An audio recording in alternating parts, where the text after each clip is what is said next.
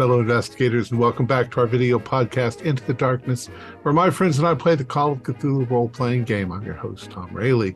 The campaign is Horror on the Orient Express, and it's available from Chaosium. I am the Keeper of Arcane Lore, and this is episode 65. Our recap will be given by Stuart Lively as his character, Theodore Thursby III. So, without any further delays, let's continue our journey into the darkness. Stuart. Thanks, Tom. The four of us board the Orient Express, knowing that somewhere on board is also Malfacott, headed back to London.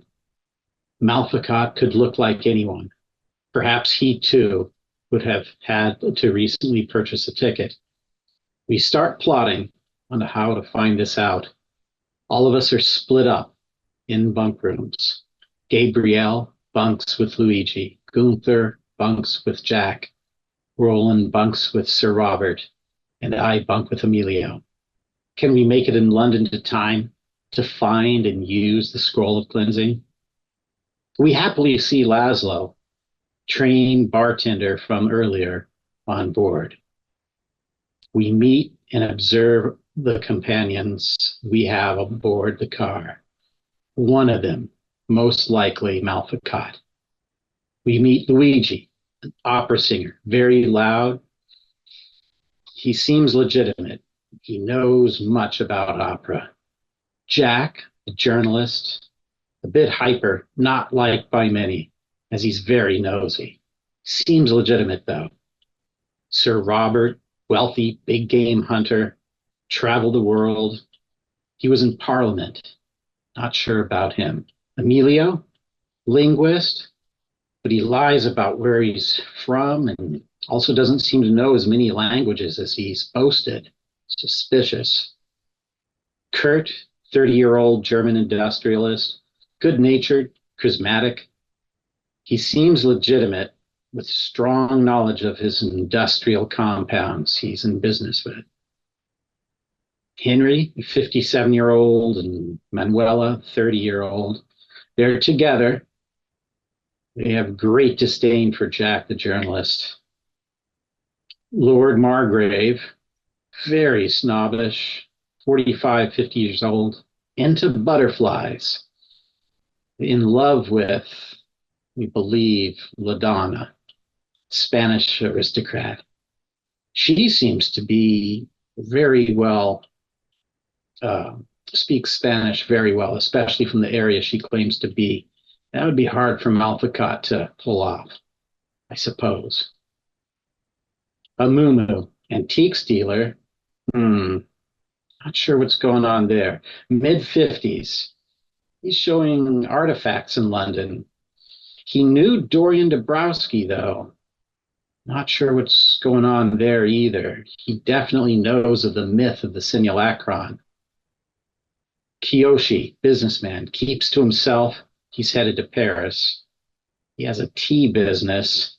He controls his emotions really well. Almost too well. Not really sure who. After 10 p.m., after dinner, a few of us get sick, violently sick perhaps, including Dr. Kurz. What did they eat? All right. After just a few moments, Dr. Kurz, Sir Robert Harrow, has a wet cloth which he's wiping your face with. You seem to have passed out onto the floor. Are you all right, old man? So, something's gotten to you. And he helps you into bed. Meanwhile, Gunter, Jack Harrow has thrown up and also passed out onto the floor. What are you guys going to do? Please, Sir Robert, not bed, but to a washroom. He helps you in. He helps you into the restroom. Yeah, well, we don't have to induce vomiting with Dr. Kurz, at least. Yeah. Theodore and Gabriel, you both probably hear the commotion. Yeah. Yeah. Head on over, see if there's anything I can do. You said Jack's passed out? Mm-hmm. Yeah. Yeah, I after feel throwing up a few times. I feel how if his fever, is it burning or No, he's more like cold and clammy. okay. Yeah. But he starts to come to as well. Mm-hmm. But he's shaky, as his doctor occurs. I get him some water and what happened? I felt awful. I was like, well, you seem to be. I mean, I'm not a doctor. Is it maybe a food poisoning? Is it coming out of both ends? No, just I throw up. I feel a little better now, but yeah, it must have been something in the food. I wonder how many other people got sick. I only know one other. Drink some water. Drink some water. Get some fluids back in you. Yes, they haven't thrown that food away that they were eating, have they? It's probably they've probably cleared the tables, but there's probably still some of it in the kitchen. I don't know how we can test this, but I mean, if Dr. Kurz wasn't, I don't know, busy puking his guts out, he might be able to inform us of a test that we can do to see if somebody, I mean, this seems quite obvious. Somebody has fouled their food. Or maybe we could just match what they ate. If they're the only two that say ate fish and everyone else had chicken. I mean, that could be possible, but I mean, they were sitting at the same table. Yeah. And it's just those two. That seems like the more likely connection. All right. Well, we'll say after a few minutes of discomfort, you guys all are together again. Is the porter or the car attendant see him? Yeah. I kind of wave at him to come down. He comes over and says, "Everything all right, sir?" His name is Sukard. Sukard, my bunkmate is ill. He's thrown up and now he's very cold and clammy. And oh dear. Let me get the medical kit. Yeah, I didn't know if he had a doctor on board or a medical. I'm not. I can check. Mm-hmm. And just from looking through the car, where people sleep, no one else is coming out sick, right? So it's just the two. Got it. Just wanted to confirm that. And just out of the heck of it, just to cross off my theory, Dr. Kurz, is he able to answer questions or is he still out? They both seem to have recovered quite a bit once they got it out of their body. Gentlemen, if you'll join me in the lounge, I would like, I think, some brandy. What did you eat? What did you order, Dr. Kurz? I had, this is not a point. I have been thinking while in between episodes, the similar Gatling and I had different dishes there at different times, but I feel very foolish. I guess I've been busy looking at other aspects of our traveling companions. Always on the train, we drink the bubbling water from bottles, because we pass through all these regions. We don't drink just from any cold water, but there was a carafe of water on our table with a lemon wedge in it, and I poured from it, and I think Gatling did as well. So it was that's the thing we shared. And it wasn't bacterial because the onset was too immediate. I suspect metal poisoning. My My theory at the moment is antimony, and I think it is fortunate that it reacts so quickly because probably much of it we have did Gatling vomit. Oh, Yeah. yes. Yeah, good. How many sat at your table though? Just the two of them. Only the two of us. Just two. Okay. Also, none of you had carafes of water on your table. Yeah, let's go to the lounge, like Dr. Kerr said. Yeah, brandy. Well, my heart rate is still elevated, but I think I am less blotchy. I was very red before. Yeah. Mm. You look decent. Yeah. Now, of course, when I found myself suddenly ill, I assumed that Hassad Malfakat was behind it and feared for all of your well-beings, but also I was not entirely with it. Well, it is unfortunate that a man who was so disliked was sitting at the table with you.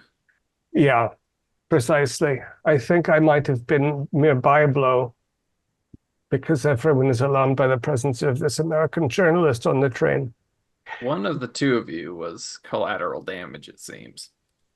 Yeah, I don't think it's Malfakat, because if Malfakat's going to stoop to poisoning us, which obviously he would try to kill us, not just give us the runs and be sick for a half an hour. That's doesn't seem effective at all. Malfakat either kill us or leave us alone. There's no point in just making us sick for at most a day. Yeah, no, it seems an inefficient attempt to remove someone and unprofessional. I have a pet theory because the symptoms, as I recall them, are consistent with the poisoning of antimony. I suspect it may have been a woman responsible. It is a metal that is a compound in cosmetics, the kohl for the eyes and things. So I know, let's see, the wife and the married couple specifically said they despised him. Yeah. Emmanuel? Yeah. Yeah, there was something going. Jack suspected that Emmanuel was running around and turning Henri into a cuckold. Mm. Yeah, if she got wind of this, if she feared that her affair would be uncovered by this indelicate foreigner, perhaps she would take action, even just as an impulse. Mm-hmm.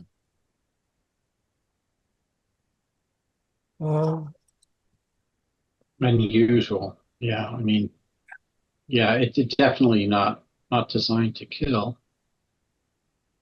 More or less just to antagonize. Yeah, that sounds like something that the journalist would be a target of more so.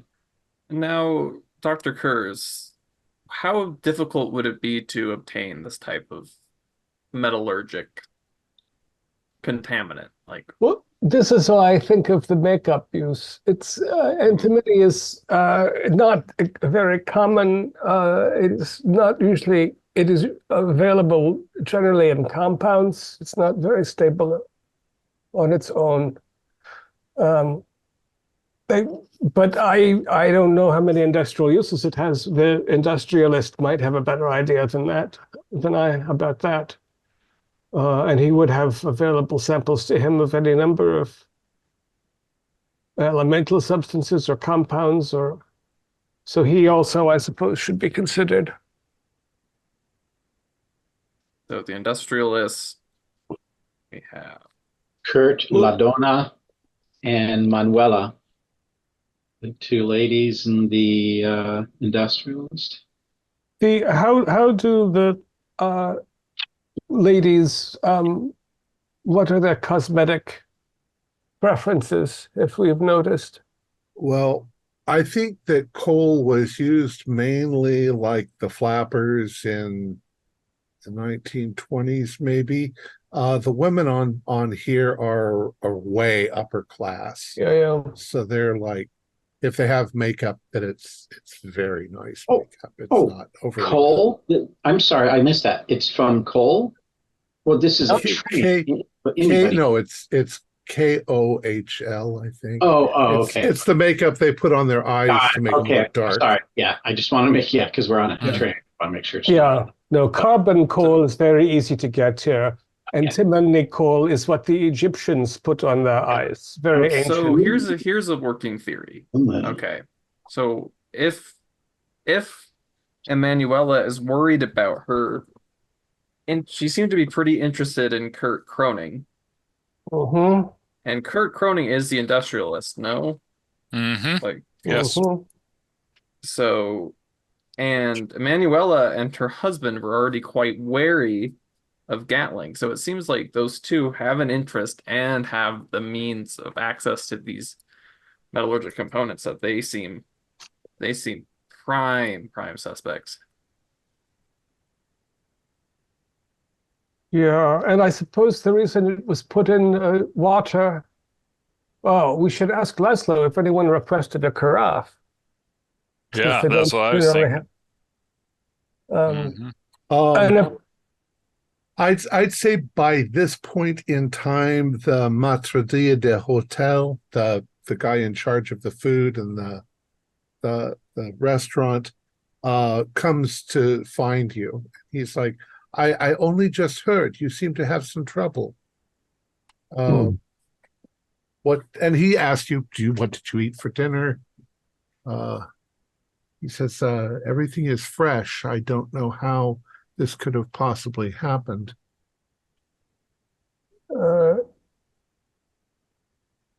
I think, Matthew, it's nothing that you were involved with. Foodborne illness, uh, generally takes at least 90 minutes to reach a point of replication where it can cause such disruption. And this had an earlier onset. The train has open-topped carafes to serve water in. For what occasion? No. We don't ever serve water in carafes. We might serve wine in carafes, but not water. Water was always bottled water, bottled mineral water. Yes, you see, Monsieur, unthinkingly, because there was a carafe on the table, I drank from it. And I think this carafe on was, the table. yeah. So I'll make inquiries immediately as to who put a carafe on your table. Do you remember, Dr. Kurz, if that was brought to your table or when you sat down, it was there already? Honestly, Thursby, of course, I am doing nothing but looking at the other passengers and trying to figure out which one of them is not whom we suspect. It's true that you don't really notice the staff. The staff don't want you to notice them, so they blend. My guess, however, would be that it was set at the table or sent to the reason I think that they would put it in the water rather than in his food is because his food is set down by a server and then he eats, it's not left alone, whereas the water could be set out in advance. But Gatling, no one could have known where Gatling was going to sit. And then they'd have to deliver it and risk exposing themselves.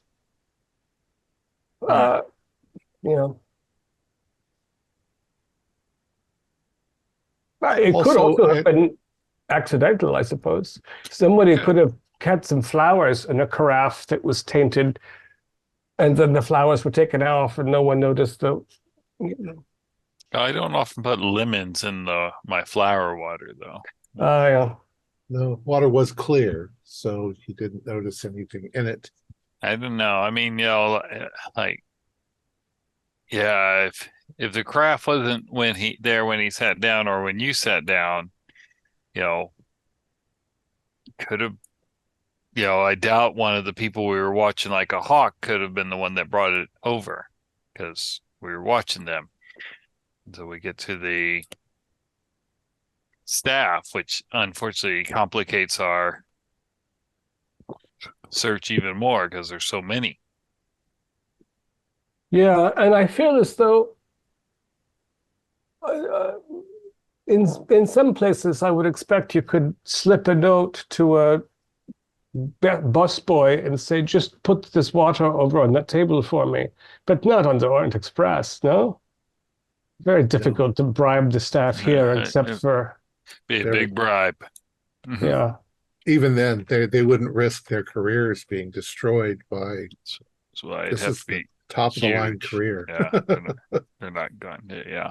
Yeah, and if someone offers you 1,000 francs to deliver some water, then you recognize that you are being asked for something rather unreasonable. Yeah. Yeah. But, perhaps if someone just passes by and sets a bottle down, no one thinks. Mm-hmm. Or perhaps Gatling has a favorite table. We were in the corner for a reason. I wanted eyes on the room.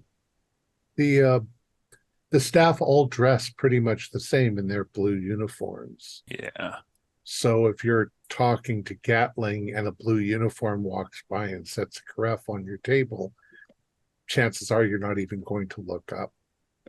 Yeah. Yeah, so this is where we need to find out who got a carafe of water in the first place, right? If they kept track of who's ordering what. Yeah, someone Somebody did could have not, had it to their table and then just relocated it. yeah, someone finished a carafe of wine or waited until another guest finished a carafe of wine, and then they took the carafe off, filled it with water from the washroom next to their cabin. Yeah. I'm not sure if this is worth the effort chasing. I really think this was not a lethal attack, and Malficott would either not do anything or kill, or here's the other thing, though. for a long period of time. This is such a short period of time. I think this is derailing us from a more important goal, finding Malficott. However, if we figure out who's poisoning Gatling, that will tell us that that's likely not Malficott. That is a good point. Unless it was Malficott trying it, and he just is not as knowledgeable on poison as he is on skinning people. And it's true. There's that too, I suppose. But there's also the possibility that had you gone to sleep and it kicked in while you were asleep, you might have slept long enough that it would have gotten fully into your system, and then it could have been lethal. Yeah, good point. Choke on your vomit. It's a heavy metal poison. So this is something that is potentially lethal. So now the question is, whoever did it, did they intend for it? Mm-hmm. Did they have an understanding of that potential for that effect, or they just wanted to make Gatling sick? Yeah, with the new knowledge that this is potentially lethal, then that changes my initial take. Yeah, I think I am my suspicion is that I am a mere casual side. Sorry, did you leave the carafe? Was the carafe on the table when you left? I was very ill soon after, and so it's very blurry. I don't. Well, yeah, you had gone back to your room. Everything was still on the table. Okay. Yeah. After a few minutes, the maitre d' comes back, and he says, "I'm sorry, sir. Nobody will own up to putting a carafe on your table." And in with the bins from the cleared tables, there was not a carafe that did not show signs of wine in it? I think there was, but I don't think anybody noticed before they washed up the dishes. Usually, I wonder if Gatling remembers. What does he remember? We haven't talked to him. Yeah. Getting his perspective. We'll on say that things. about that time, Gatling, looking still a little peaked, comes to join you. Oh, my friend. Oh, boy, I was sick. Yeah, we Something I think. ate, maybe. Oh, we think it might have been something you drank because our friend here, Dr. Kurz, all had the same issue, but you guys didn't eat the same thing. No, that's true. Well, Yeah, I don't know. Was it local water or something? That's, how they say. yeah, don't drink the water. I think it is not, however, a bacterial infection, but actually, here, have some of this brandy. I think that water was intentionally poisoned. Oh, well, I mean, who would want to poison me? I'm just a reporter. Yeah, what's the expression you have in America? You rake mud up. You Oh, turn, well, yeah, but it's all in good fun. yeah. Wealthy people often have a different sense of humor. Do you think that anyone would be so angry about what you intend to report that they would attempt to physically harm you? I mean, I really honestly never thought of it like that. I mean, we all have our jobs to do. My job is simply to report stuff. Uh, I chose to join you at the table in the corner because I wanted a good vantage point on the room. Uh, did you notice if the carafe of water was there when you sat at the table, or if it was dropped there by staff? I don't recall there being any liquids on the table when we first sat down. Uh, they came and I mean, I had wine. I think you did too with the meal. Um, I do remember pouring myself a glass of water. So somebody must have come and put it on the table, but I didn't see a face. Hmm. Traditionally, in a nice restaurant or any restaurant, as far as that goes, there is a server assigned to a section, a server, and then a busboy assigned to support that section. So there would be two people assigned to that table. So that should really narrow it down as to who should have been there. Well, it's on a train, so you've Okay, got the different. Metrodita Hotel who's in charge of the entire food area, and he simply take this to that table, take this to this table, take this. Okay, so it's a little He's bit got different people process. Got it. working, yeah. Okay. But he was saying that they don't ever bring out carafes of water. Right. Yeah. They'd bring bottled water. And And I you would, recall this to be true throughout your entire trip. Yeah, so it's not the staff. If we're looking, no staff member brought that to that table. It was somebody else on the train.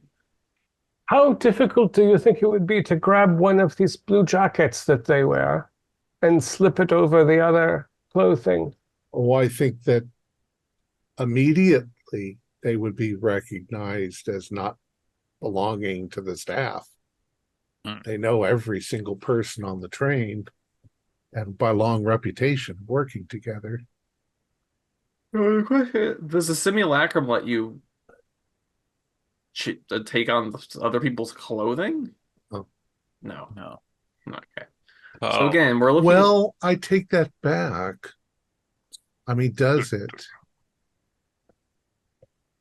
Because you've seen somebody you haven't seen it, but in the book there was a knight who was not a knight. Mm-hmm. Mhm. Yeah, it Uh, would make sense. maybe there's a way to imitate complete appearance. But again, it doesn't seem if you're getting off the trouble of looking at that. No, this is somebody.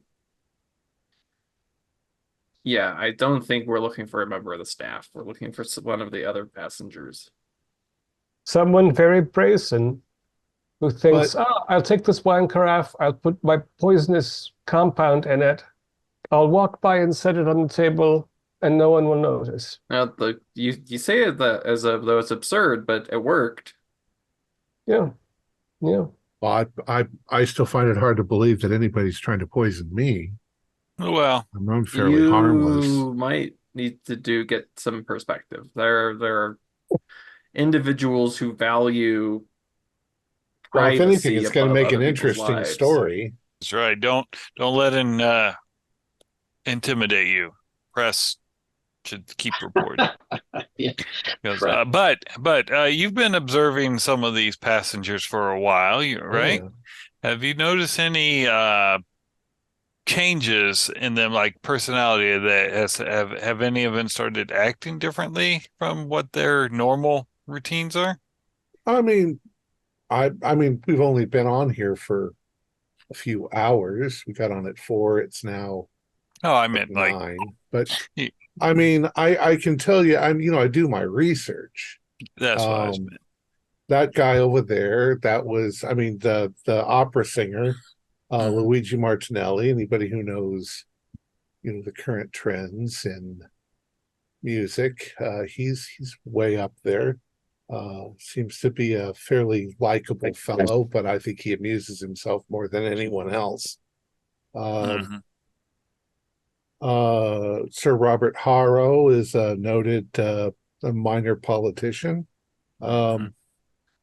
He doesn't seem very interested in politics for a politician. Uh, Has I he hear always he's been that quite a way? bit of a well, I hear he's quite a bit of an adventurer and a ladies' man. Yeah, Uh, takes after my own heart. um, Except there's I think he is perhaps more a braggart than an adventurer. of course my current project is the Matthews, Henry and Yes. Emanuela. Um, I'm pretty sure that she might be having an affair with Groening, and I think that her husband is kind of oblivious to it. Hmm. Do you think that you digging into their lives in that manner wouldn't warrant, in I their don't know. minds, such a response? I don't know. Rich people, they never follow the conventions of everyone else, but to commit murder, I don't know. They seem pretty harmless. Okay, then who do you think could commit murder then on this train?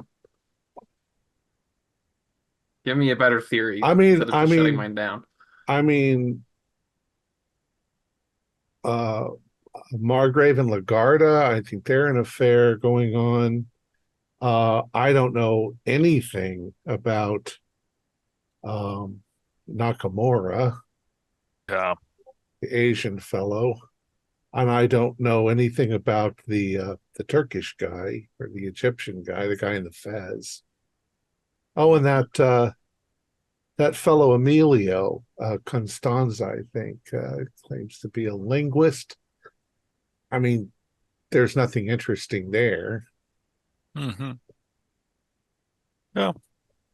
I don't know That's any other languages. I know a little bit of German and French and stuff, but wouldn't yeah, I just thought I'd ask. I thought if someone would try and poison you or Dr. Kurz, and their behavior might change, as I mean, the unless nervousness. somebody's trying to murder you, but Yeah, why would anybody want to murder you? It is not customary for chemists to make a great number of violent enemies. I guess not. Mhm. Maybe you tried to murder me and you just put it in your own drink so that it would get you off the hook, like in a murder mystery novel, or Mhm. Yeah, I Or think you did it. yeah, I would have no reason. I'd much rather have your Mhm. stories than murdering you. Mhm. Well, thank you for the brandy. I'm going to go back. I need to get some sleep. That really wiped me out, but I'm feeling a lot better. I hope you are too.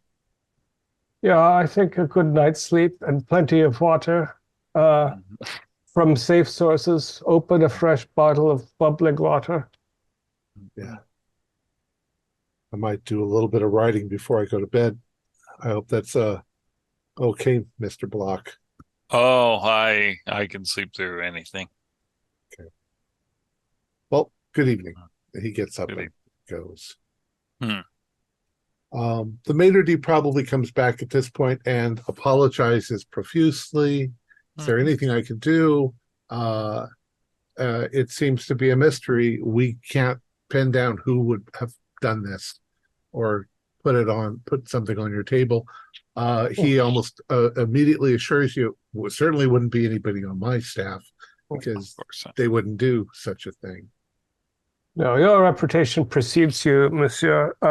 We are sure that you are blameless in this regard.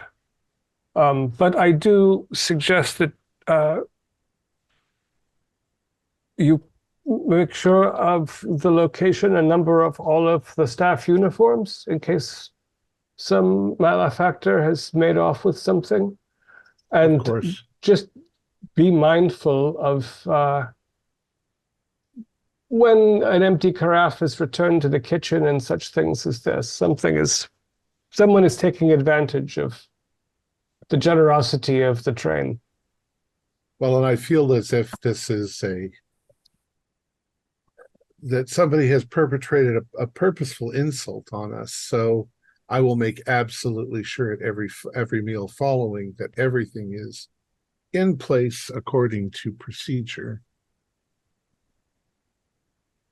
And with that, he leaves. He could give you some vouchers for future meals, like on airplanes. Yeah. Free ice cream. Yeah. Yeah. Voucher for more water. Thanks. Yeah. So Thursby also made a good point. As much as I miss the stomach lining I have lost, and would like to get some throat lozenges, we do have the larger fish that needs to be fried. Any observations of use? Honey with tea with honey and lemon, maybe helps with the throat. So this is where, like, solving this matter is not so trivial. I mean, if we figure out who poisoned the water and why, either A, they were trying to poison Gatling, which might rule them out as being Malfacot, or they were trying to poison you, in which case we've discovered who Malfacot is masquerading as. I don't know if we have any other good leads for discovering who Malfacot is at this point.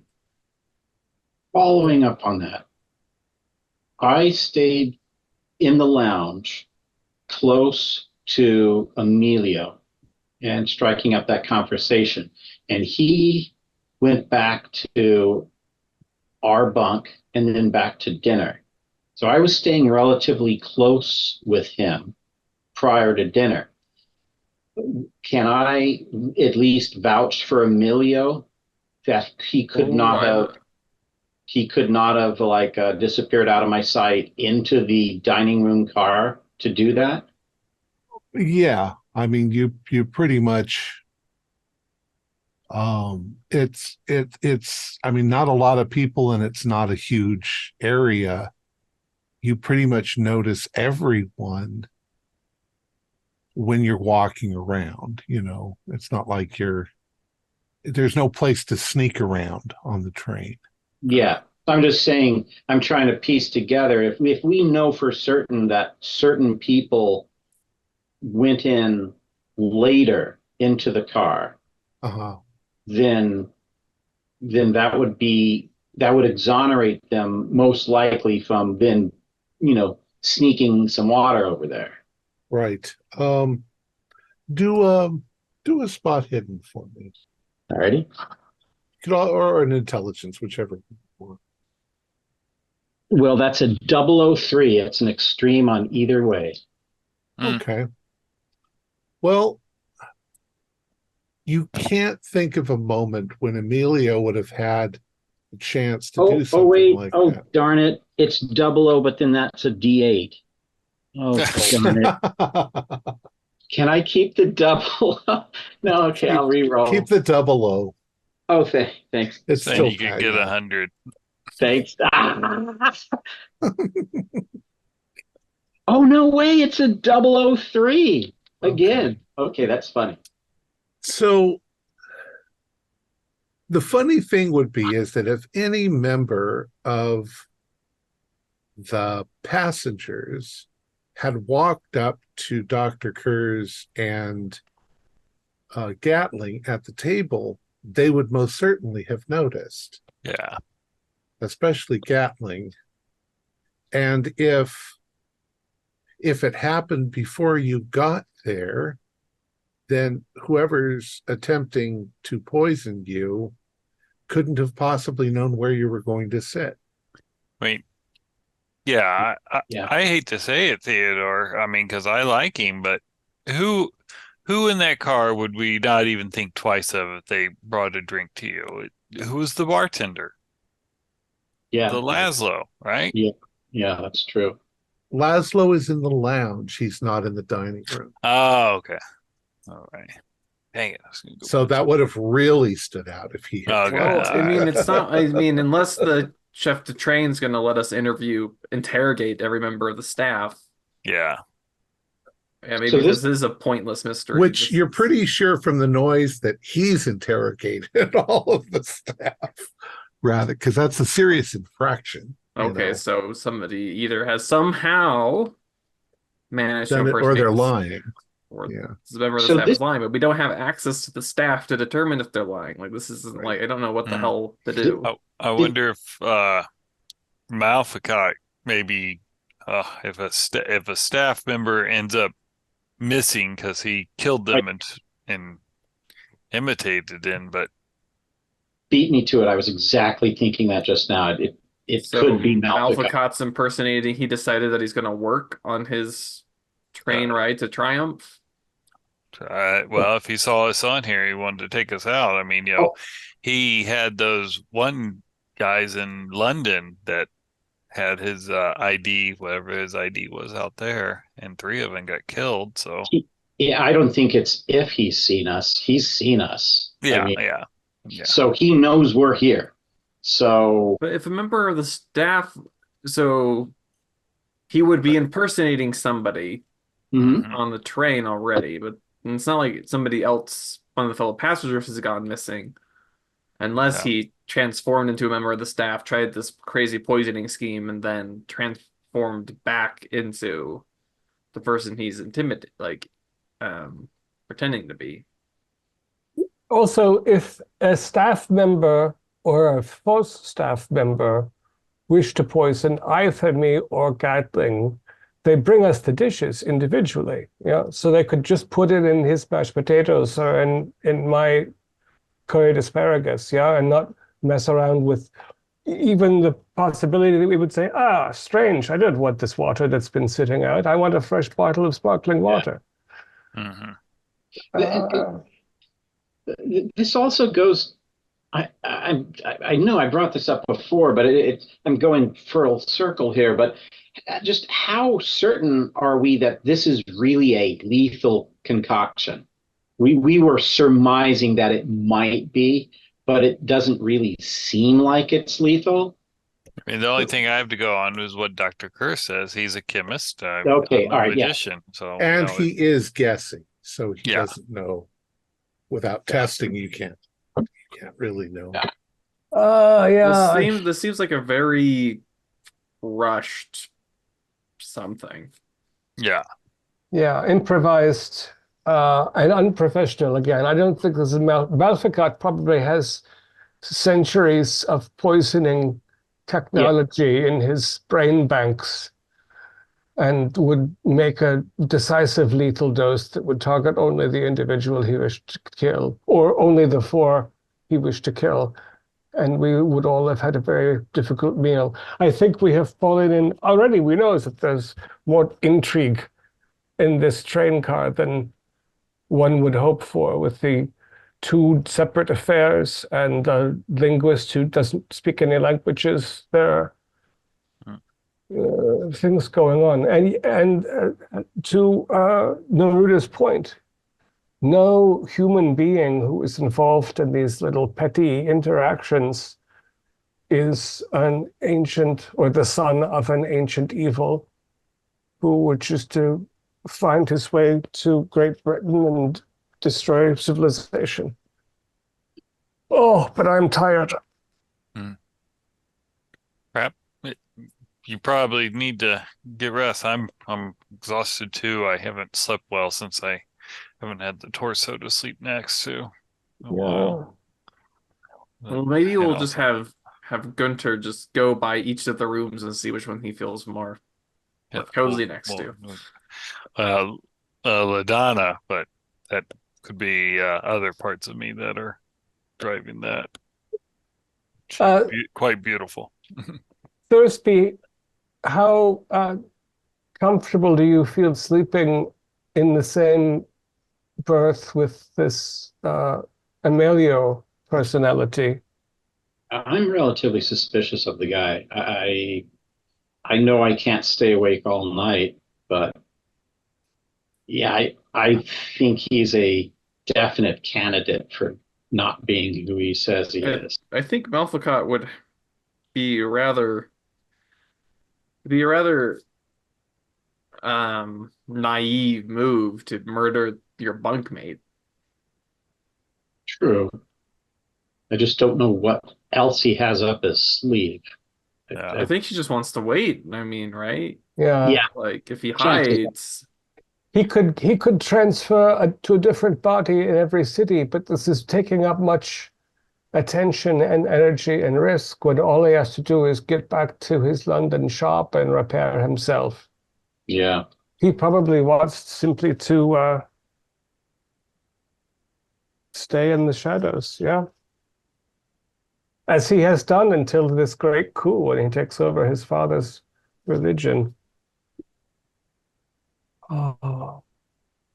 That's a good point. I wonder if, since Malphicott is embodying the entire simulacron now, if being adjacent to him would put our corresponding areas on the body at ease if close. But we were adjacent to all the guests in the car. And we didn't notice anything?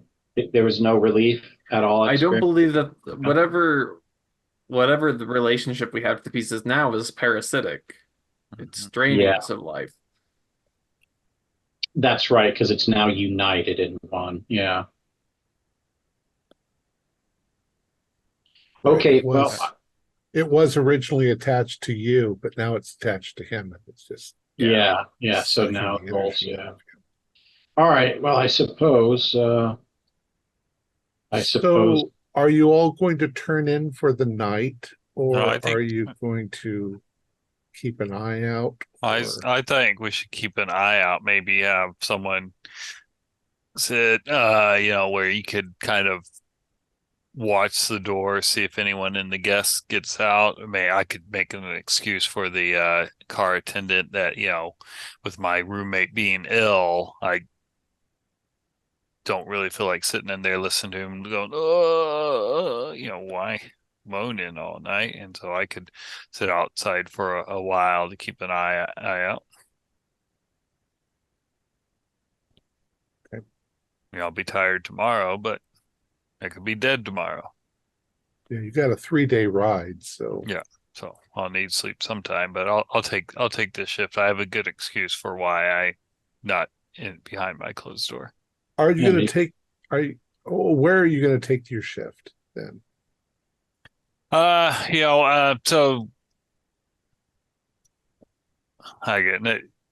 didn't pull up the map of the train. Okay. So is there a the lounge? The lounge, but can you kind of see in the lounge from one car to the next? Are they if I was kind of everyone's not really, but if they left the sleeping quarters, they would have to come through the lounge or through. Yeah, that's where I'll hang out is in the lounge then. Okay. I'll play cards with you and have some coffee. All right. Play cards with a magician. Oh God, yeah. I mean, we're not gambling though. Then. So, I'll assume then that Dr. Kurz, after your experience, you are exhausted. You can roll a constitution roll to see how well you sleep. You might still be having a bit of gastric. Yeah, 81 says not so great. All right, so you are quite restless. But you sleep there, and Sir Robert Harrow seems to be a sound sleeper. Dr. Neruda, you attempt to curl up in your bunk, and you are in there with Luigi Martinelli, who saws wood like a bear. His big frame and his throat, he snores like you've very rarely heard snoring in your life. So you can do a constitution roll to see if you get any kind of sound sleep. All right. I roll to resist snoring. Pull your pillow over your head. 23 is a hard success. So you manage to sleep. Theodore and Gunter. Mhm. Now, I would like you both to do spot hidden rolls. Okay. No. 24. Fail. 24 is a regular, I think. Oh, no. Okay. Yeah. 24 is a hard. So we'll say it has to do with the way that you guys are seating. Mhm. You're playing cards. Gunter, you don't see. Theodore, you do. All right. So it's late.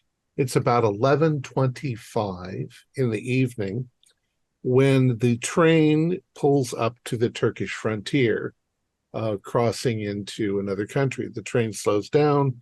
It comes to a stop, and you don't hear much, but you know that at this point the police will come on. They will check passports. They'll do all of that. They'll be doing that. The staff takes care of that for you. But Theodore, as you are sitting there, you can see the lights from the platform, and you're sort of glancing out.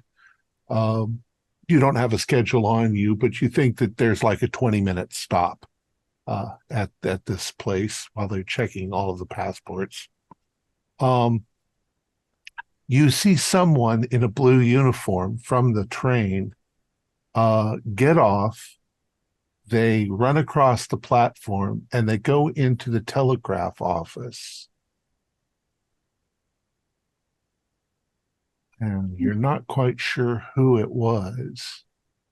I tell Gunther of that, and I start moving in the direction of where he got off from so I can be closer to where he may come back to. Okay. Okay. But and I'm what do you bringing do, my Gunther? hand with me, though, Gunther. Yeah, I'm going to go with Theodore. Yeah. My cards are close to my chest. Yeah. Now, yeah. At this point, there are, of course, a few others out on the platform. Maybe a few other passengers have stepped out there to smoke. Yeah. Do you guys go outside? I will. Remember, there's multiple ways on and off the train. Yeah, if passengers are stepping off, then that's kind of a normal thing. Yeah, I'll step off and like get out a pipe or something and position myself where I can see the telegraph office after Theodore mentioned. Okay. At that point, you see maybe another one or two people move towards the telegraph office, and then I'll have you do a spot hidden again to see if you see. You too, Theodore, since you're also there. Okay.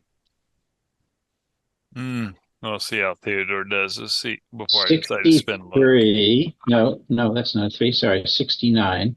That is that is a, oh wow, 69 out of 70. I just make it. I will not spend luck then. Okay. You think after a few minutes, you see this employee come back and sort of blend in with the few people that are on the platform. But he goes back in through one of the areas farther down the train. Oh, as I see him coming across a platform, my goal is to try to quickly run through a car or two to meet up roughly where he'd be boarding. Okay. Well, have you do a luck roll then? All right. 62, and we've got a 17. Okay. Yeah, as he's coming back, he seems to be in a hurry. It's the what do you call him? The guy who's in charge of the sleeping cars. Okay. He comes back looking somewhat relieved. And he sees you and smiled. You recall this guy's, we'll say the guy is Sukart, the guy that you saw Sukart. earlier. Yeah. And as he comes towards you, he looks like he's in a hurry to get back on. He's probably got duties, but he says, good evening, sir. As he goes back up into the train. Did you want to do anything? No, I mean, I'm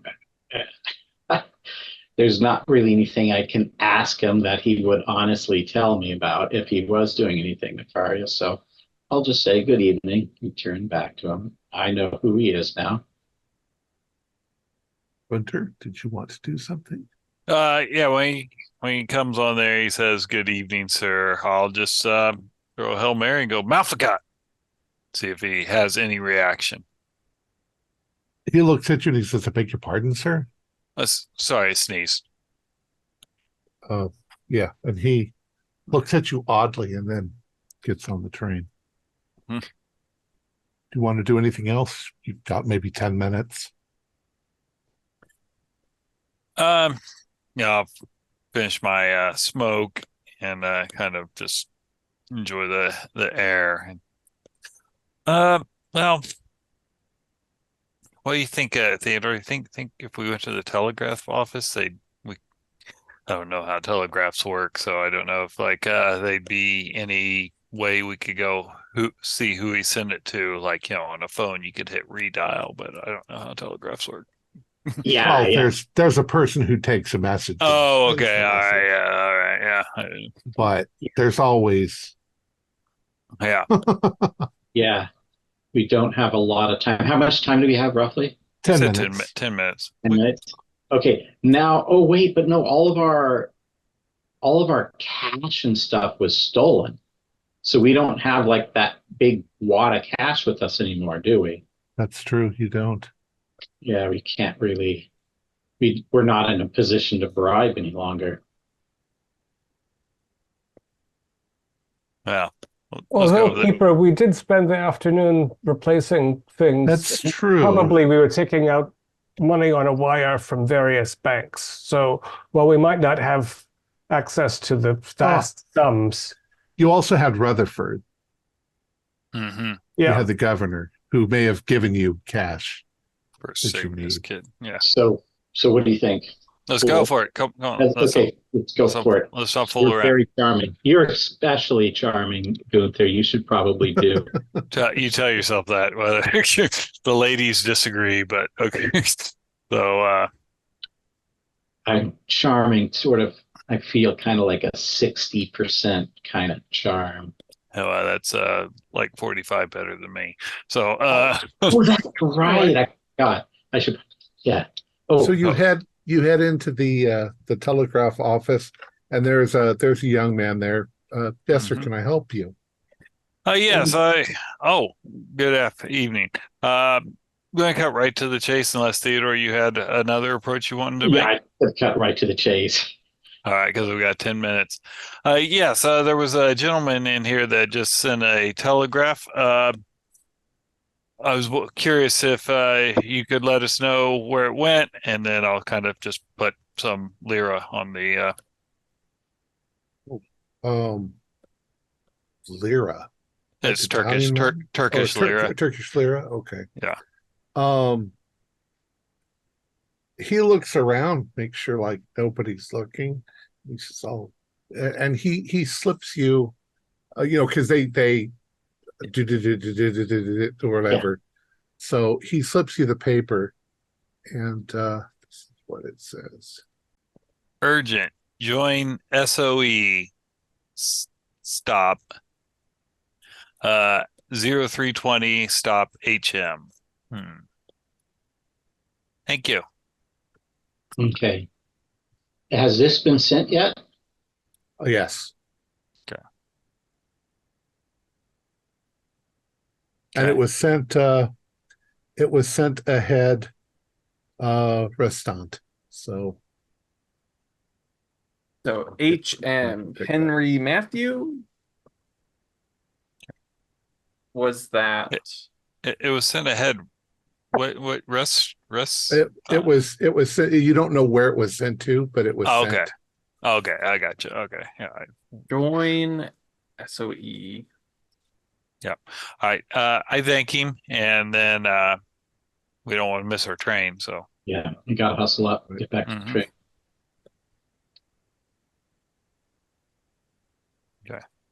Okay. HM, let me look at my list of suspects. SOE. Henry Matthew.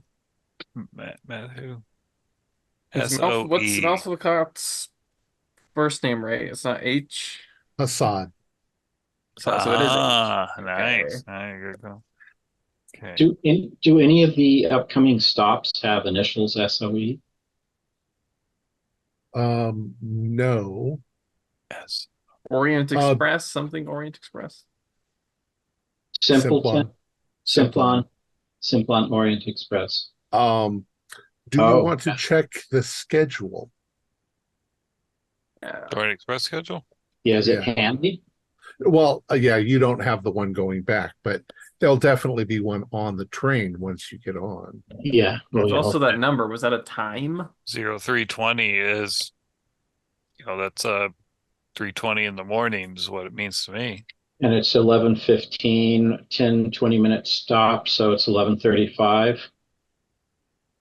p.m. Oh no, we've been playing cards for a while. Yeah, so it's X amount of o'clock. It's about 11:25 when you stopped here. So okay. It's 11:45 is when you guys will leave this spot. So if you check the schedule, I need to.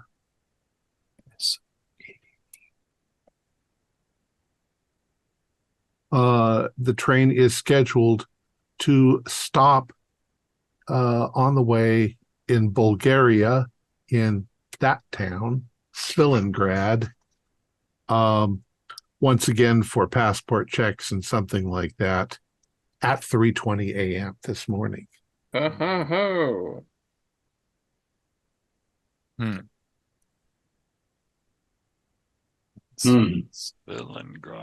Okay. There are, you guys, I never brought it up in this, but there are a lot of little stops on the way, most of the time, most of them you sleep through. Yep. Okay. Well, should we set an alarm for that theater? Yeah, that's so many places they can come on board.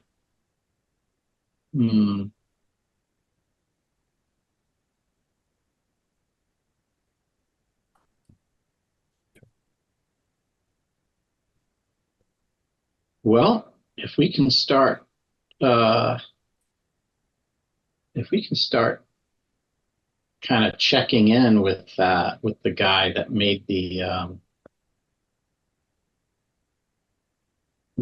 telegram, Maybe as we get closer. Was he doing it on somebody else's behalf? I'm asleep. I don't know why I keep talking. You're talking in the dreamlands. What would Dr. Neruda say? Do we roughly know the station that that was at Surat? Sevillagrad? Surat? Stalingrad. Yeah. This the name of the guy who did the guy? That was Sukard. Sukard. Yeah. So He's do we in roughly charge of the know? sleeping cars. So he's all of the sleeping cars. So he would be found probably up and down those several cars. At night, he would be found usually at the end of your car, sitting at a little desk, in case you guys need something in the middle of the night. Yeah. Okay. Well, that might be good to just keep an eye on him, especially as we get closer to the stop. Mm-hmm. See who he meets up with. Okay. Yeah. So then we can put a face to whoever that is. Well, do you want to take a nap and then I wake you up in an hour and then the same and then we get the others up as it gets closer to that time? That sounds good, but we need to finish this hand. I think I've got a good hand finally on you there. Good there. But you forgot about my 4 aces I had up Oh my my sleeve. gosh, 4 aces again. All right. So you play a hand of cards, but then Theodore, are you going to go to bed? Yeah, I'll just sort of. Okay. I would like Theodore. Yeah, you go into your room. Emilio is in his bunk. He's in the top bunk. He's asleep. He's not snoring, but he's near and breathing heavily as he's more or less sound asleep. He's not glowing or anything? What's that? He's not glowing or anything? No, he's not glowing. He's not trying to bite your neck or anything like that. But I would like you to do a listen roll. Darn it. 43 is what? Is that a pass? Listen. Oh, it's a regular. It's just a regular. It's barely a regular. As you are getting ready to get into the bunk, you hear a muffled noise. The train, of course, makes a lot of noise itself. The click, click, click, click, click, and the rumble of the wheels and all of that. And it shakes from side to side a little bit as it's going. You're not sure, but it did sound like maybe somebody lightly calling out. People are asleep. Sometimes people have nightmares. But you think you heard something kind of through the walls. It was very brief, a little startling, but it's silent after that. But calling in, did I get any name or any words, anything? No. Just sort of an and you don't know whether it was a man or a woman. Up the car or down the car? It seemed like it was coming from farther. What do we want to say? The train's going like this, and you're here. It came from farther back. Farther down the car. Got Right. it. Okay. You think? Okay. Well, this is faint. Chances are it's the neighboring car. I've heard people. So I've been on here long enough to know, like, roughly what a voice sounds like in the next car over or next room over. Yeah. So would I ballpark it to be the next car over, the next room over, or? It's just, it happened so briefly, you're not sure. But in your car next to you, you've got the Count Debussy and his wife. It could have been, Yeah, I don't know if I'm going to go there. What about the one farther on down, the next one over? Farther on would be Kurt, then the Margrave, then LaDonna. And who's with Kurt? Kurt is by himself. Oh, no, I'm sorry, Amumu. Amumu. Huh. Okay, yeah. I'll go out, down, and listen at the door. You don't hear anything. Maybe some snoring, light snoring. Huh. You can hear this god awful snoring coming from farther up the car, yeah. where Gabriel is. I'm not breaking down the doors because, yeah, I'm not going to be that paranoid. Nope. Oh, and you've gone out into the hall? Yeah, I've gone out into the hall. Yeah, Sukart's not there. Sukart's not there. There's nobody in the little seat down by the end. By any chance is the door is the door closed all the way to that room? To the room? There's no room. Sukart sits in the hallway.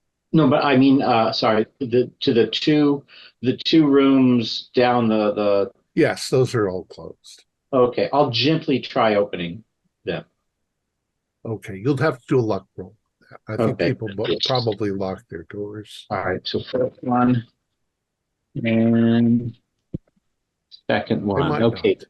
The first is just a miss, and the second is just a pass. So the Count and Countess, their door is locked, but Kurt and Amumu's door, they didn't lock it. It slides open. If you do it very slowly and carefully, it's almost silent. Yeah, I just look in, I make sure nothing looks all discombobulated in there. They seem to be asleep.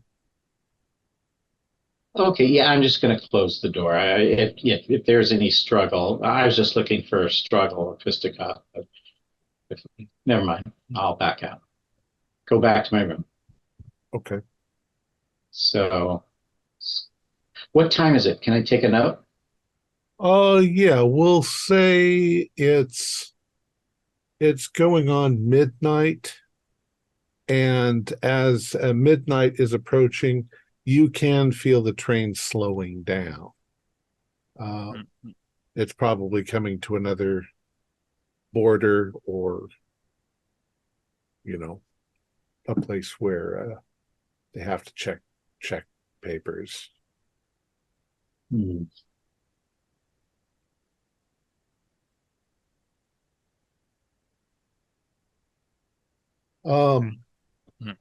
Gunter, so yeah, the train slows down around midnight. Mm-hmm.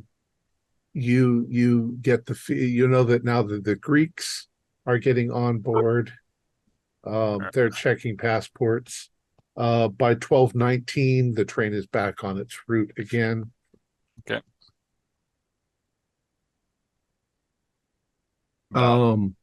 Let's see.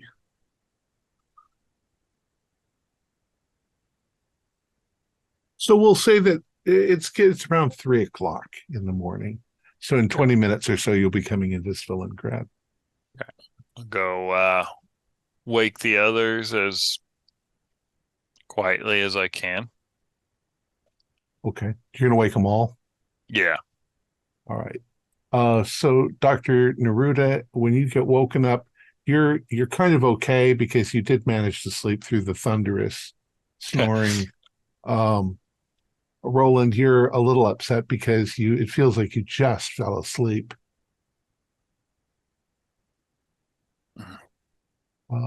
But they've woken you up. And of course, Theodore, you're also awakened quietly.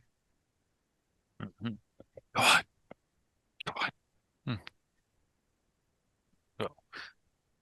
Is the guy sitting in his little chair Sukert? No. Okay. So Sukert when they get not there, when they get out in the hallway, I'll catch Gabriel and Roland up with why I woke them up at 3 a.m. Oh, so Christ. he's still missing. Yeah, indeed. We That's should troublesome. We should we look should for tell. him. Yeah, we must inform the chef de train that there's a staff member missing. We didn't mention the fact that you bribed a telegraph officer. No. Probably a criminal offense. But it sounds, if we interpret the initials as though he was in some way. Did you work out? So there were two possibilities for HM, yeah, Mhm. Yeah. and SOE. Do we have? Oh, we Simplon think it's the or train. Yeah, it's the train maybe. itself. Oh, yeah. So what story do we want to tell the chef de train, and what preparations can we make for the 320? You could Well, say that maybe we'd like to speak to Sukart to see if we can get a quieter room away from the opera singer. I That could think be a they're a good. little booked up. Yeah. I mean, Well, we could, we could play it off like not knowing. I mean, just so we could have a valid reason for looking for him. or a valid I mean, reason. the valid reason is that he should be there and he's not. Yeah. I got up and I was needing some like carafe of water and he wasn't there, you know. Not a Or carafe of water. Not, sorry. As soon as I said it, a bottle of water. It was you. Get him. So because you did look at the schedule, you know that when you get to Svilingrad, you're going to be there for an hour and 15 minutes. Is it a rewatering stop or a They're watering and cold? there's also some passengers will be getting off, some will be getting on. Not the upper class ones, but some of the other people. The locals. Not your people, but some of the others will be getting off on.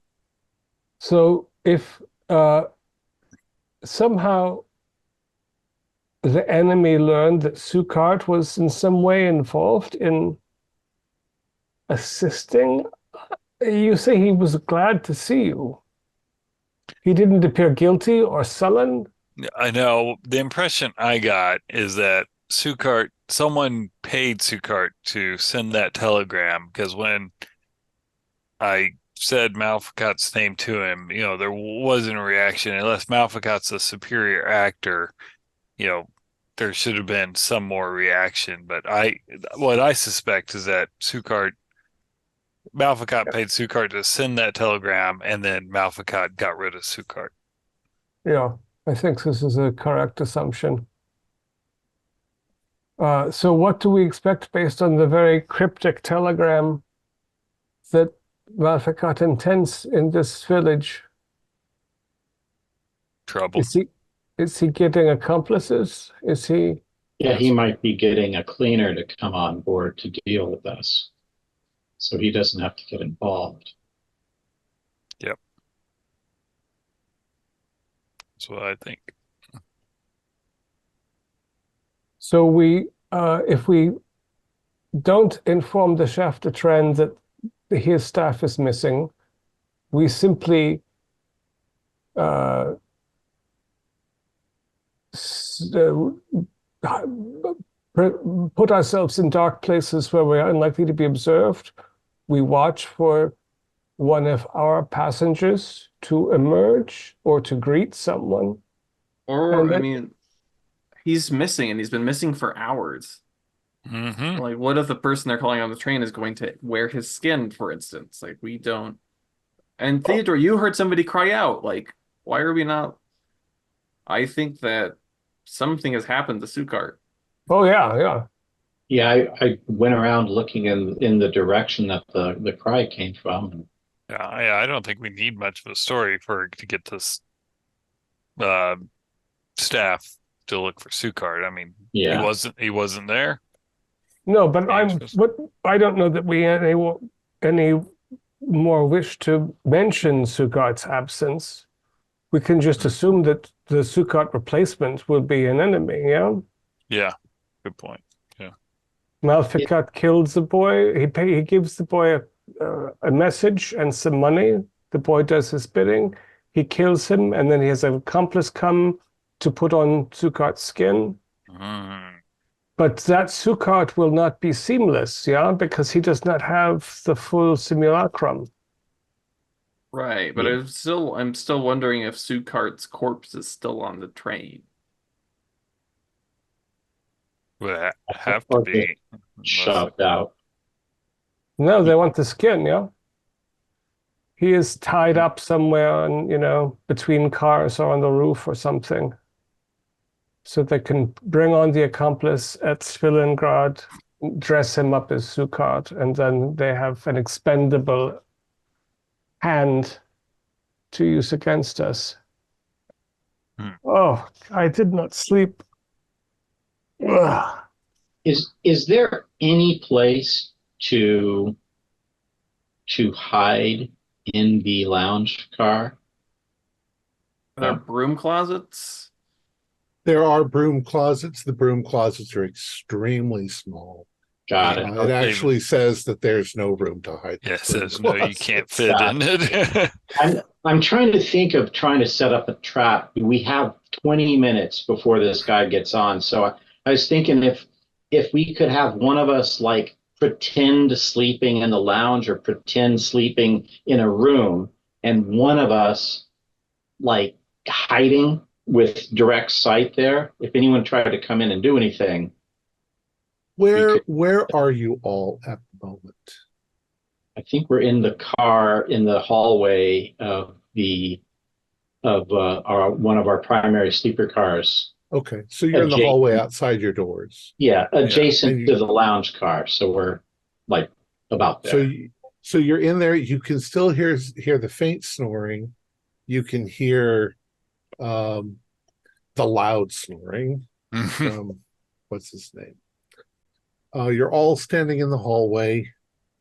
You hear a noise come from a little ways down the hallway where you're standing, and you realize that the door to Kurt Gronig's room is opening. And oh, that's the one I took a peek at. Yeah. Kurt Gronig's door opens, and the Countess Debussy, Emanuela, quietly sneaks out. She immediately sees you and looks surprised, and there's kind of a look of well, people are polite and discreet. And so she looks at you with a knowing look like, I hope you're discreet. And she goes to the restroom, the water closet. Yeah. She's there for a few minutes, and then when she comes back, she goes back into her room with her husband, giving you a look. Give her a wink and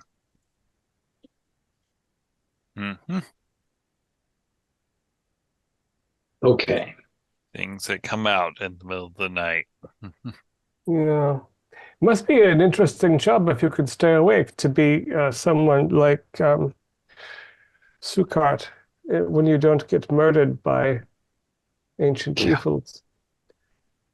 Yeah, so do we wish to attempt to intercept Malfikat's accomplice before he boards the train and takes on the role of Sukart? If we have a lengthy stop at Svilengrad? We'd have to know what train. Each car has two entrances, and there's there's several cars. There's not enough of us to cover all the doors. So do we wish instead, given the information we have, simply to verify tomorrow that the new Sukart is a replacement, and then kill it and dump it off the train in the middle of the night? He's trying to outnumber us. Yeah, that's why he brings an accomplice on. It's the middle of the night in the middle of nowhere. so that he can go safely to London while someone else interferes with us. Yeah? Mm-hmm. Yeah. Makes sense to me. We also don't know, is there going to be one accomplice that comes aboard or more? There might be a Sukrat replacement and an X amount of guests on board. Well, I plan to uh hang out on the platform at the stop anyway, just to keep an eye out and see who's getting on and off. Maybe I'll see something. Yeah, if someone comes with a uniform already wearing one. How difficult is it to pause between cars? Oh, there's an accordion, right? So you can't Correct. see things. It's easy to come and go, but you see nothing from within. Correct. Yeah, I think I will take is the lounge staffed all night through in case a No. guest needs bromo Nor is sense or nor is something? the restaurant. Yeah. Yeah. Well, the guy at the end of your car who would have been Sukart would go get you if you needed something. I mean, he would go get a bicarbonate or whatever if you needed it. So this is what we do: raise the chef de train and tell him Sukkot is missing, and then when Sukkot reappears somewhere after Svilingrad, there is already an awareness that something is peculiar. Yeah, does this make sense? Mm. Yeah. Yeah, I'm all Okay. on board for chilling the chef to train. So I guess we go to the next car, and there's an attendant who is in position. Yeah, there would be an attendant in the next sleeping car. And is there an overnight, like, vice chef de train or something? Obviously, they don't have, unless they're Henri, they can't be took out on Right. at all hours. Probably not, but you know, he usually doesn't get waken up in the middle of the night, but they'll wake him up in the middle of the night if they need to. So you go to the next car over. You tell him. We Yes, know that, certainly, we know that Sukkot has been gone for at least how long? it's 3 a.m. It's been since midnight, or Yeah. 11 something. Yeah, 11:20. 3 hours, 4 hours. Oh yeah, missing for hours. So we fear that he has met with some accident. Yeah, we have gone back and forth, and he's nowhere to be seen. Well, is there anything I can do for you? I would like at least 8 aspirins, but again, we are concerned for the young man's well-being. I will alert the staff. What room are you in? I'll bring you the aspirin. I'm in 5. Thank you. So he gets up and he goes. It'll probably take him a couple of minutes before he comes back with the chef de train. It might be a little bit more than that because the chef de train's probably in his pajamas. And he will, of course, have to get fully suited up in order to. He'll have to shave meticulously and shine his boots. So after we'll say after 10 minutes or so, you've been given your aspirin. Of course, he has to take up his duties where he's supposed to be. And the chef de train comes out. He obviously looks tired, but he is cheerful. He says, "You say Sukar is missing. That's not like him. I will go check and see if I can find him." Very good. You don't have to worry about it. We'll take care of the problem. Was Sukart part of, like with Laszlo in the bar, was he one we knew from before? No. No, okay.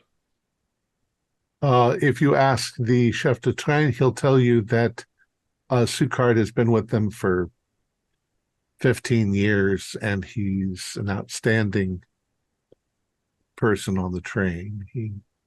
It's not like him to go missing or to disappear or anything like that, unless he was violently ill, but he would have alerted us.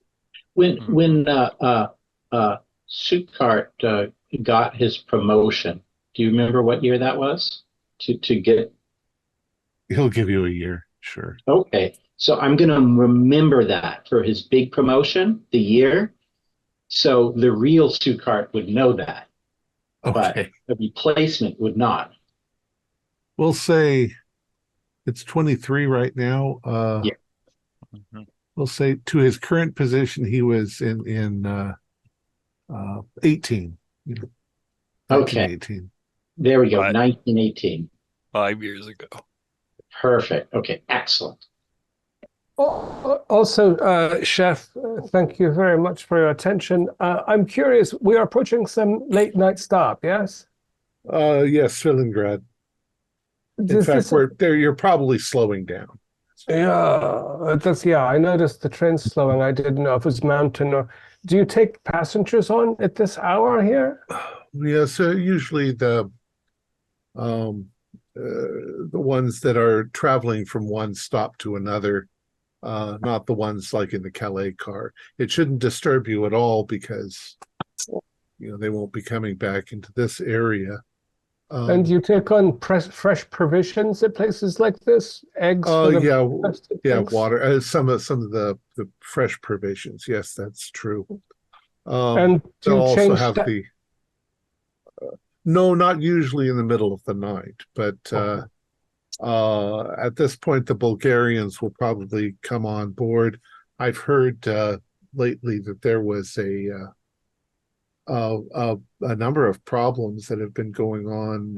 You may have read in the newspapers about recent terrorist attack where they had damaged they're still looking for some Bulgarians and for some Turkish nationalists that are. Yeah, I think there were communists involved in some sort of attack also. Yeah, something like that. It's communist butchers or some nonsense. Well, I'll see you in the morning, gentlemen. We'll have some of those fresh eggs. And right. So the lounge and dining cars are not serving, but are they locked? They can't they're not be, locked. But they need to be. Yeah. So I think I assume that the gas light is very low in the lounge. It's not gaslight, it's electricity. Oh, electricity. Yeah. So but it's probably very dim, just enough to pass through. Yeah, they know that if they know that you're going to be in there, then they leave it up. Yeah. I'm just going to go and find a comfortable chair that faces the station, and I will sit in the relative darkness and watch what I can see. If I can keep my eyes open. All right. So we'll say that you pull into Stalingrad to the station. You can see that the station is maybe surprisingly there's more people than you originally thought you'd see, but we're still only talking about maybe a dozen at the most people from other parts of the train that may be getting off, some people getting on, but some people just going out there for a smoke and because it's a good chance for it's not what is an hour and 15 minutes to stretch your legs and get out. So what are each of you doing? We'll start with Dr. Neruda. Yes, I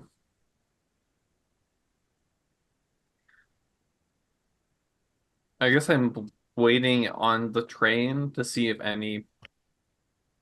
anybody decides to get up and leave their rooms. Okay. So you are in the lounge expecting that if anybody gets up in your car, then you'll see them get up and go out. And you don't see anyone getting up from your car in this period of time. but Dr. Roland. Yeah, also in the lounge, but not minding inside the train so much as on the platform. You're looking out the window. Yeah.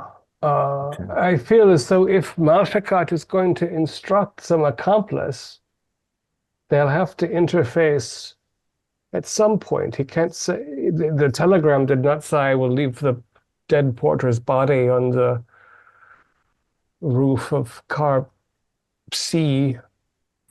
And yeah, we'll watch the comings and goings. And Okay. Theodore? I'll go one further car up. So basically a third car, and do the same thing from that car. Keep an eye on comings and goings on the next car over. Keeping an eye out for any incoming. So you're just going to stand then in the car, or do I have a good view from there, or? I mean, you can only view the end. You can't. There are no windows in the hallway. Oh, okay. All right. Actually, that's wrong. I think there are windows in the hallway because there are windows on one side and the rooms are on the other. So I'd like from the hallway. Oh, what side is the platform on? Is it on the hallway side or the room side? That's a big deal right now. Good question, isn't it? Let's say that it's on the hallway side. So, yeah, you can see out onto the platform from the hallway. Excellent. So I will stand in the middle of the next car over from where Dr. Neruda is covering the car. Okay. So I'll cover the next car, and I'll stand roughly in the middle so I can keep a good eye on whoever enters or exits from the two entrances on either end of the car. Okay. Primarily keeping an eye out for anyone in a blue uniform coming inbound. And then Gunter. Yep. Go ahead. I was going to say I'm going to go out onto the platform and kind of look around, kind of maybe walk back and forth. Look like I'm stretching my legs. Also, I haven't went to sleep, so it's probably the cold air is going to help keep me awake. Yeah, because you're pretty exhausted. Yeah. All right. So Dr. Kurz and Thurston, I'm sorry, Theodore, that was your brother, Thurston, do spot hiddens for me. Okay, 51, which is spot hidden, which is a standard pass. I also have a regular, but I'm only 3 away from a hard, if it will help. Yeah, do the hard. I'll take the hard. All right. We'll say that Dr. Kurz, you can't see Theodore directly. You know that Theodore is in the next car over from the lounge. Mm-hmm. But we'll say that he's within shouting distance, obviously. It's not that big of the train is standing still. Gunter, you've stepped out on the platform and you're kind of walking back and forth. Mm-hmm. You see a few of the other people out there. They're smoking. Maybe you give a couple of hellos and stuff like that as you're going along. Dr. Kurz, you got the better roll. You start to pay attention to some of the new people that are moving up onto the platform to get in. And one of them looks like, I don't know, he's got sort of an Italian cast to his look. You get the funny feeling that he is getting a communication from somebody on the train because he's looking intently at the side of the train and kind of moving his lips like maybe he's Yeah. getting some construction. And as you see that, he turns and he starts to move towards Gunter, and you see him reaching down like to get a weapon or something like that. Theodore, you don't notice that at first, but you do notice somebody approaching Gunter as he's walking. They're walking behind Gunter as Gunter is walking down to the end of the platform. Do I perceive them drawing anything or reaching for something? No, but they don't look like they're just casually walking. They look like they're walking at Gunter. Oh, like a bear out of purpose. Okay, I'll start moving roughly in that direction. Of course. You're gonna exit the train? I'll get to the door, and from the train door, stepping out onto the platform. How close is that to Gunther? Oh, a good 30 feet or so. Oh, okay. I'll step out then towards Gunther. Okay. You step down onto this. The lounge windows, of course, do not open at all, while some of the side windows would. They can probably open. Okay. Yeah. So as soon as I see the fellow, first of all, I'm triangulating where the contacts seem to be made, right? It's from our car that the fellow was looking and getting instruction. Yeah, if I can snap up the window, and also I'll be knocking with my ring. Block! Eyes up!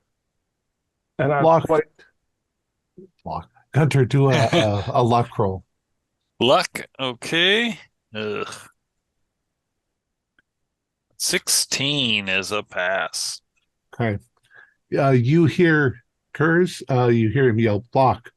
You turn and you look at the train, and probably Dr. Kurz, you gesture, and you turn quickly, and you see this man walking towards you, and you can see that he has a knife. Mm-hmm.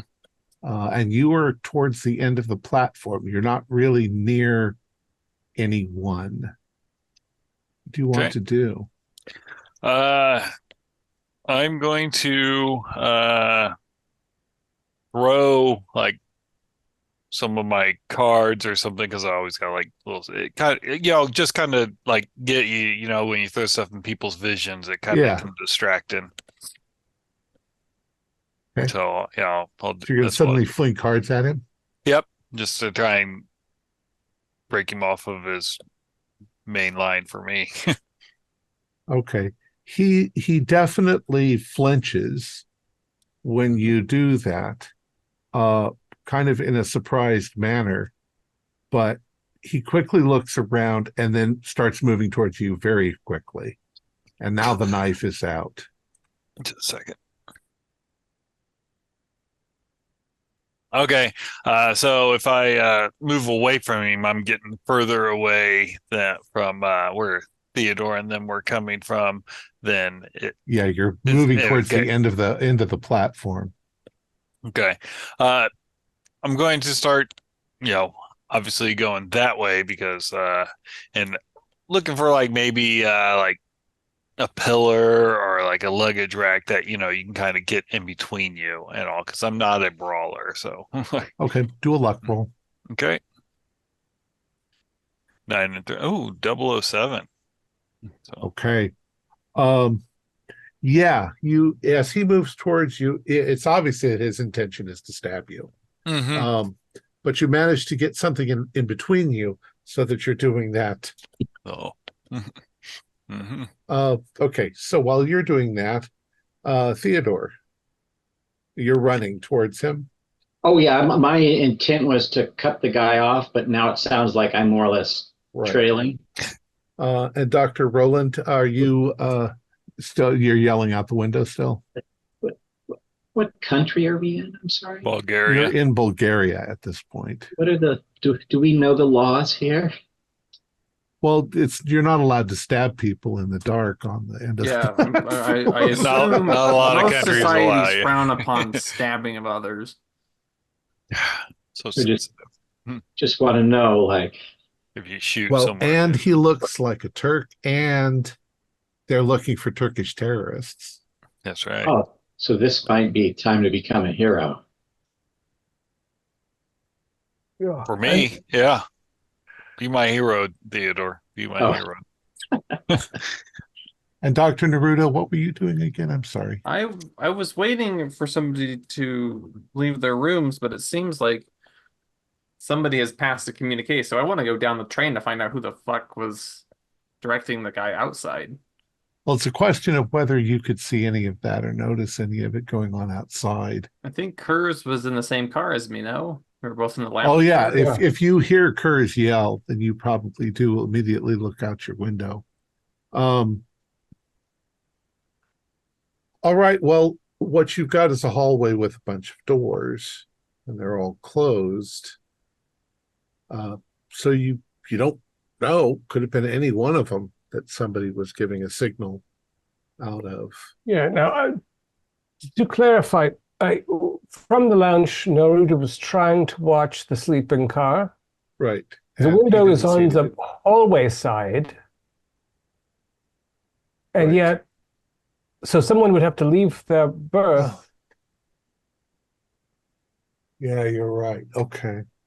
So much I'm for sorry, my, painted you into a corner.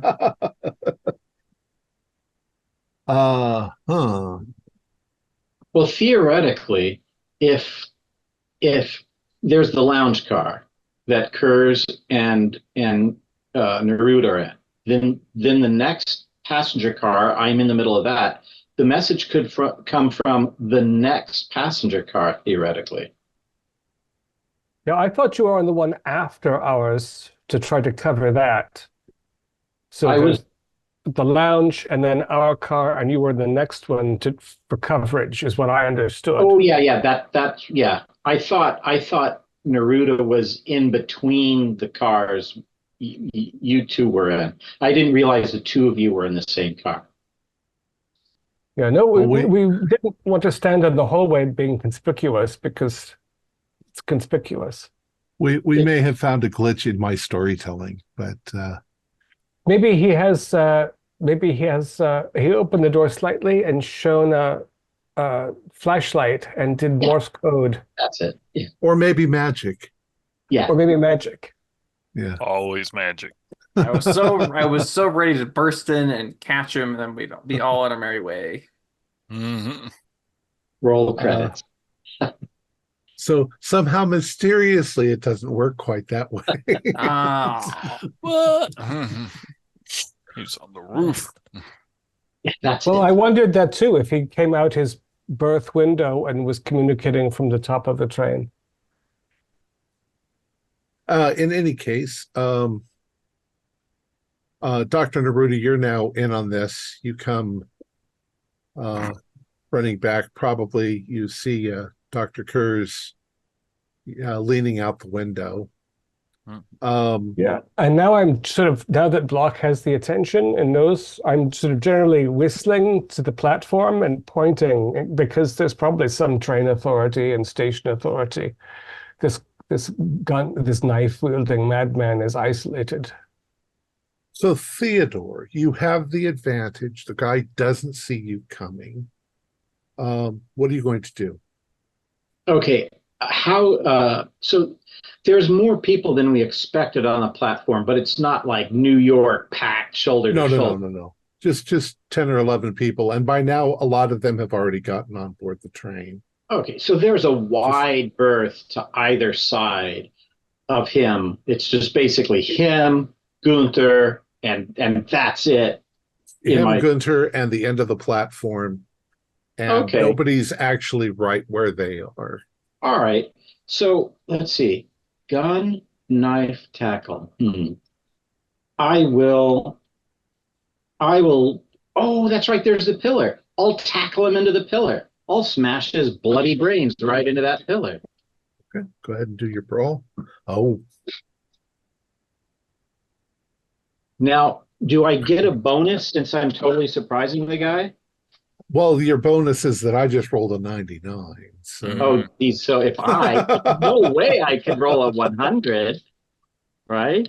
Jinx. Oh my God. Oh, whew. Double 005. God, that All was right. so scary. You slam into him, and you get him almost like in a half Nelson or something, because Right. as his knife was coming up.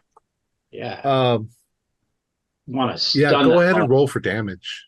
Yeah, I want to stun his head into that pillar.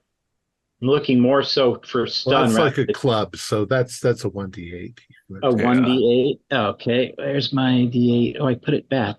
Got an extreme, should be max. Here we go. That's yeah. true. You did get an extreme. It is max. Okay, so 8 head hit 8. You smash him into it, and he falls to the ground. And as soon as this happens, and of course, Gunter's been yelling out. I mean, Yeah. Roland's been yelling out the window. People come running. There's in fact Bulgarian police that come running as well, and they see the scuffle, and of course, you guys are immediately off the hook. And this terrorist, they grab him. He starts yelling in Arabic, or I mean, sorry, Turkish, and he gets restrained. As you look at him, you do see the signs of, marks where he has changed, or has used other people's skin. He doesn't look like he doesn't look like Malfakat, but he definitely looks like a cult member. Mm-hmm. Okay, but he doesn't look like anyone from the train staff. No. He has not had a chance to take Sukkot yet. Okay. And so maybe we have the opportunity to find Sukkot's body before it can be stripped. Thank you, Right. Theodore. I was getting a little nervous there. He was gaining on me pretty quick. Oh yeah, and thanks to Dr. Kurz for spotting this guy. So over the course of the next 15 to 20 minutes, the police are asking a lot of questions. Mm-hmm. But let's say the noise and the everything going on, Dr. Neruda, you now notice that some of the people in your car have woken up. Emilio comes out. He is dressed in his sort of pajamas as he comes out, and Jack Gatling probably comes out as well, and we'll say LaDonna Margarita. Is it Margarita? It is Margarita. Manuela?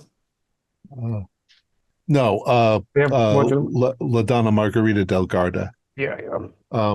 She pops her head out. She's like, "What's going on?" Seems to have been an incident on the train platform. I want to roll psychology on the Okay. people who have come out Okay, do each one separately. to see if they're confused or not. Okay, so starting with LaDonna. Okay. 72 is not a pass.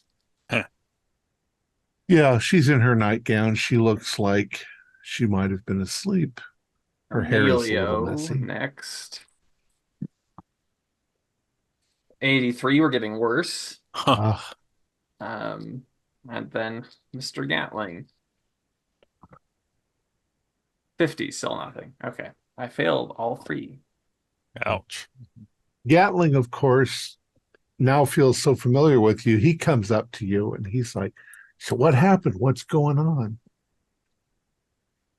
There was an incident out on the train platform. I'm not sure. There's lots of police. Wow, this train trip's turned into a much more interesting adventure than I ever thought that it was going to. I thought I was going to get a little bit of dirt on the Baroness, but what in the hell's going on? He probably and he's in his night clothes. He probably actually walks out onto the platform, even though he's not really dressed for it. Americans. All right, so the train gets ready to leave at it's now oops, sorry, I turned the page the wrong way. 4:35 a.m. The train leaves. You guys are all back on board. The guy was arrested. They think that he's a terrorist. And you guys will say for the moment, you guys are all back together in the lounge. Yeah, we're in the lounge, and my eyeballs feel as though they have been packed with sand, so that every movement is agony. Bloch, I'm sorry that it was a close call. Thursby, I am impressed by your celerity. I am certain that that figure was directed from someone on our car. And I saw them receiving some kind of instruction. Yeah. I'm trying my best to triangulate whether it was far to the lounge side of the car or the other side of the car or right in the center. But the question is, was there anyone else who was suspicious on the coming and going on that platform? Or did the figure who went on to attack Bloch come onto that platform with someone else who successfully boarded? Or did the presence of the police because of the assault disrupt? Do we think anyone can have boarded who's also in on the conspiracy? I think it was just the one man. I think he was counting on not being found out.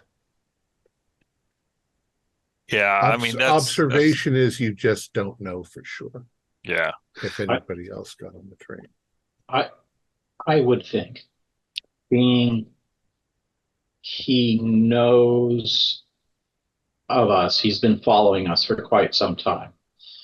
I think he would realize that we could probably deal with one assassin. So I would actually be surprised if he only called for one person to deal with all of us. Well, I mean, we can always hope it was one, but we should be prepared like it was multiple. Because, Yeah. you know. I would think there'd be at least two sent. Now, has the chef de train, who was obviously also in conversation with the local authorities because he happened to be awake during this incident, has he assigned another staff member to replace Sukart? That is very likely, yes. He will get somebody temporarily to take that position. And given that there was a long stop in Svilengrad, was any gruesome discovery made regarding a missing staff member? No gruesome discovery was made. Nobody saw. Well, they do inform you. Well, they're not really informing you. At this point, it's internal matter, and they're taking care of it. But you think that somebody, of course, would have reported that Sukar did get off the train back at the border. Yeah. Briefly, and then came back. Yeah, but and as to assigning another person to your train, yes, definitely they would, but it's probably going to be somebody from the day staff that's just as trusted to take that position. It's a little rough on them, but that's what they've got to do. Very sleepy, but time and a half. We should get their name. And I think, gentlemen, that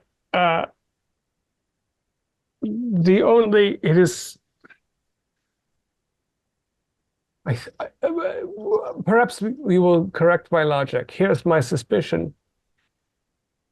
Martha has to be in one of the solo berths because he has to have Sukat's body hidden in his room.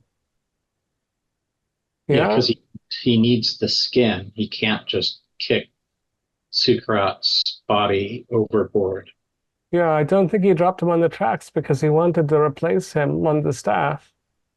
And obviously, even when there's a crime occurring on the platform, they're not going to bother first-class passengers to look inside their berths. But anyone who had a second party in the room, you can't very well hide a bloody corpse. Is this right? So we have reduced our suspicion to... Unless he moved the body to like the Mulgrave? Like, who else is in a solo berth? Ladonna, Nakamura, and Lord Mulgrave. might like previously, like with the vampire who was hiding out in the storage car, might Sukrat's body be behind some crates in there? In the foregone, one of the Yeah. foregons. Maybe. I mean, that would be a good place to hide and perform the deskinning ritual. Well, I mean, would you be able to get to the foregone from this car with a body. without passing other members of the staff? Yeah. No. Yeah, no, Good point. no. Yeah, just Yeah. don't. I think Roland's probably right. I mean, Yeah. because I mean, I'd always kind of suspected that it'd be someone that was in a room by themselves anyway, because he's arrogant and he would want to have his own room. And I mean, but that leaves Yeah. LaDonna, Lord Musgrave, and Kiyoshi.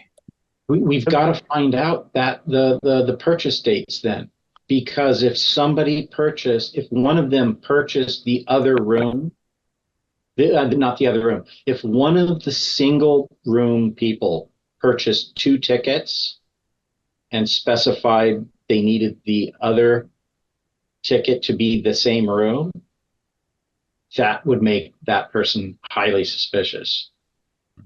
Have you thought of an excuse yet to ask for that information from the chef de train? Well, we were instrumental. Several or some of the staff members on board this train knew that we were very instrumental in solving a crime. Yeah, but the problem with that logic, Theodore, is that, unless I'm reading these wrong, Tom, those rooms are single berths anyway, so he wouldn't have had single beds. Yeah, he wouldn't have had to buy 2 tickets. Oh, okay. All right, never mind. Yeah. So let's wrap this up just for another couple of minutes. You guys are talking about this. Gunter, you are absolutely exhausted. Yeah. I gather my cards and you gather your cards. Oh, they're Pack all them back in aces. here. Wait a minute. yeah, exactly. They're all aces. So, Gunter, as you make your way back to your room, Gatling, who did get a fairly decent sleep despite his earlier illness, is now very excitedly interviewing because he wants to know what was going on, who was attacked. He tells you he'll talk to you in the morning because he wants to hear all about it. So he is a wide awake, and he's out with the people, as some of this is still going on. You get back to your room. You open your door and you step inside. I'd like you to do a spot hidden. Okay, come on, dice. 45. That's probably worth 4 luck. Sure. Okay, yep. So that's a regular, obviously. So you go in, you brush your teeth, wash your face, put on your pajamas, or I don't know how you sleep, but we'll say you put on your pajamas. You pull down the blanket and the sheet on your bed. You're on the bottom bunk, yes? Yes, you're on the bottom Yes. bunk. Mhm. And the bloody skin of Sukard has been dumped in your bed. Mm. And that is where we are going to leave it for tonight. With his face staring up at you. Our players included Morgan Lowell and David Gassaway, Stuart Lively and Keith Craig, with yours truly as the keeper of arcane lore. We have a Discord server where you can chat with other members. You can set up private games. You can learn the finer arts of gameplay and game mastering. We provide audio-only versions of our shows free for you to download from Spotify, Podbean, or iTunes. Support for the show is provided by our patrons who are listed in the closing credits. If you would like to show us your appreciation, please visit our Patreon page, or you can use the thanks button just below the screen. Like, share, and subscribe to our channel, and punch the bell icon for updates on our latest shows, and leave us some comments. We enjoy reading them and answer any questions you might have. This is Tom Rayleigh, together with all the members of our gaming club, inviting you to journey with us once again into the darkness for another adventure into the universe of H.P. Lovecraft and the Call of Cthulhu role-playing game. Until next time, good luck, good gaming.